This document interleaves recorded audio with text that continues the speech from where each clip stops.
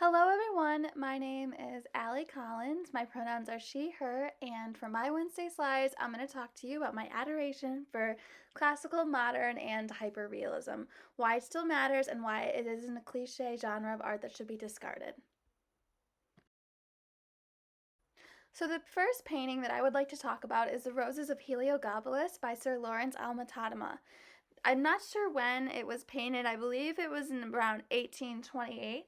But the reason this painting is so special to me is because of the movement that's created throughout the piece.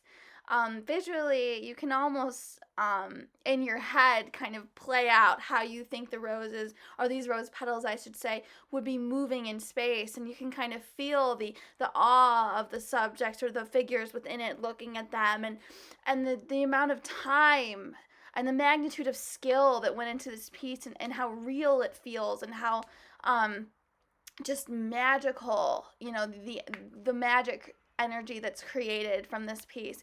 I feel as though that without it being in classical realism, you wouldn't really be able to get the same vibe or have the same feelings as you do when you look at this. And one of the reasons I think that realism is so special is because it's capturing these real or fake, I should say, moments in time, and it's encapsulating the human experience, and I hate this word a lot, but like wanderlust, if you will. I think that a lot of people dog realism, especially now that I'm in art school, and I know that digital art and abstractions and expressionism is like the new wave, but I don't think that we should totally, um, discard our roots, if you know what I mean. I think we should still maintain an appreciation for the art of realism. And again, we're seeing this in Michelle Waldell's Florals and Fauna series, where there's a great amount of focus being put into these flowers and the silver that they're in, and not as much on the background, meaning that she's trying to highlight the experience of having these flowers before you. And I find that to be incredibly moving and soothing. It's not complicated, and though it may not be the most unique thing you've ever seen, you have to give credit to the fact that there's an insane amount of skill, and a camera wouldn't have been able to give it the emotion that a painting has. Realism isn't simply reserved to the 1600s or the 1800s. This piece by Sol Halabi that's featured at the Muse Gallery was created fairly recently, and that can be seen through its bright magenta and chartreuse hues that they may not have been able to use at that time.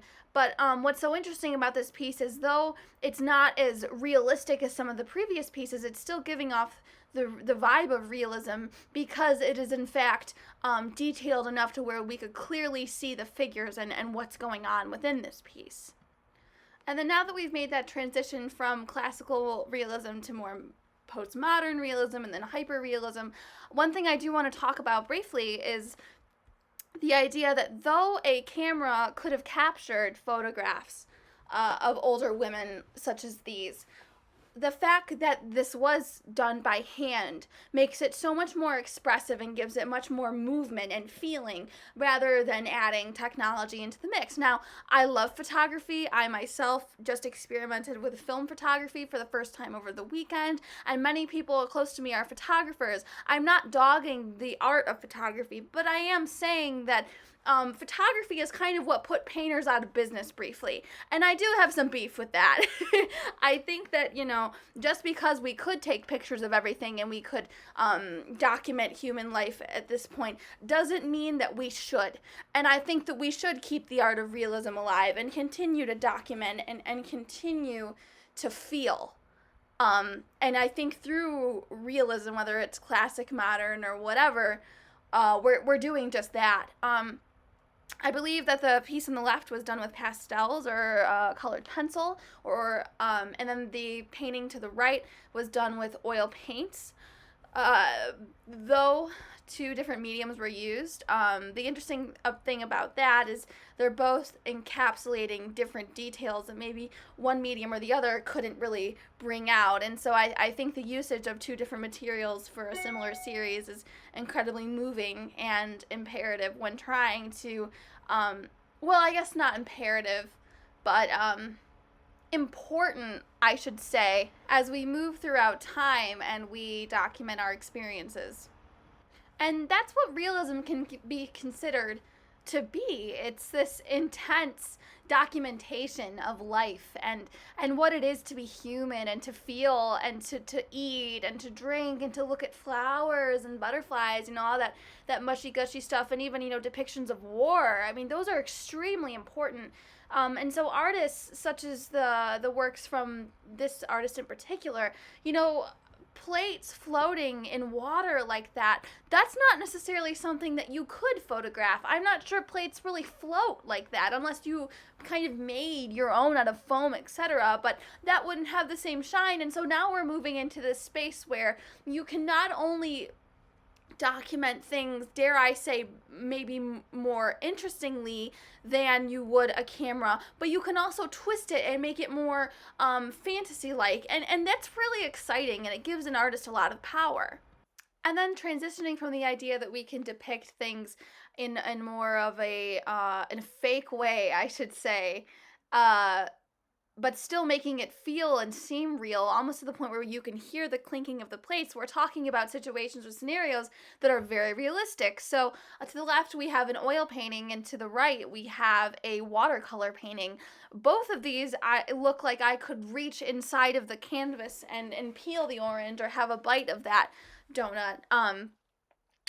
And what I find so interesting about these two is the feeling that's created, and this is subjective.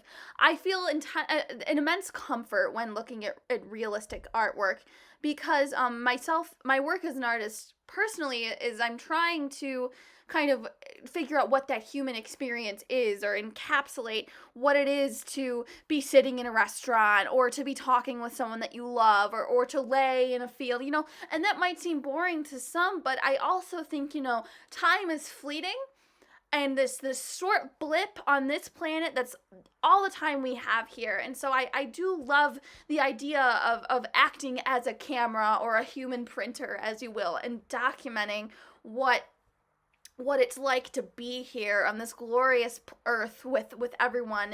And I think that's why realism to me is so important or valuable, because you walk through a museum, and though these pieces are more modern, you can kind of see, like, this is what a table in Hungary looked like in 1713. I think that's really interesting. I think it's cool. And the amount of skill and time that goes into pieces like this, you can't discredit that. Yes, realism in terms of artwork can be thought as like our old Republican uncle who's very set in his ways and doesn't want to change or branch out into new expressionistic works or abstract anything. Or we can think of realism as our hippy-dippy aunt who has crystals in her satchel and her skirt is made like out of sustainable llama fur or something. I don't know. You know what I mean? Like just like a really free-flowing woman that lives by a river and plays the banjo. Someone just very down to earth. Because realism is as artists, that's our ancestor.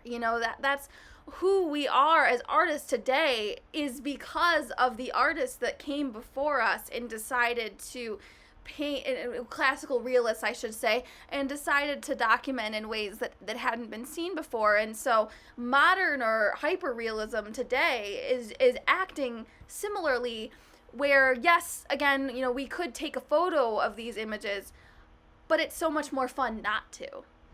And realism isn't as complicated as we'd like to think it is. I mean, yes, it's an extremely hard process, but one way to go about it is to break every single aspect of your subject into very small shapes. And through that process, you can adopt or reproduce, as you will, whatever you're looking at onto the canvas or to the Bristol board or whatever you may be painting.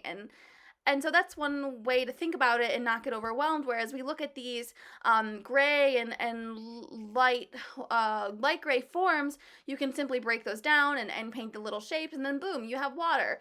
And it's a complicated process for sure, but it's learnable, and it just takes a trained eye. So I also don't want it to be disregarded for its difficulty. And that leads me to my next point, where realism is not a superior form of art at all. In fact, I'm more so an expressionist, but I don't want it to be discredited, and I think that we should give it a little bit more of the respect that it does get. Also, this painting looks delicious. I know I mentioned a forbidden snack in the PowerPoint earlier. I would eat this. If you guys recall the scene where the Grinch eats glass, I would love to do that with this piece.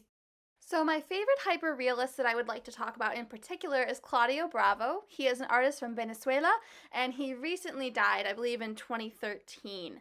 So this artist takes some of the most boring subjects, subjects that you would consider to be boring, paper and fabric, and makes them these immersive and unique and energetic pieces where it looks like I could unwrap that and find some niche impulsive purchase that I made.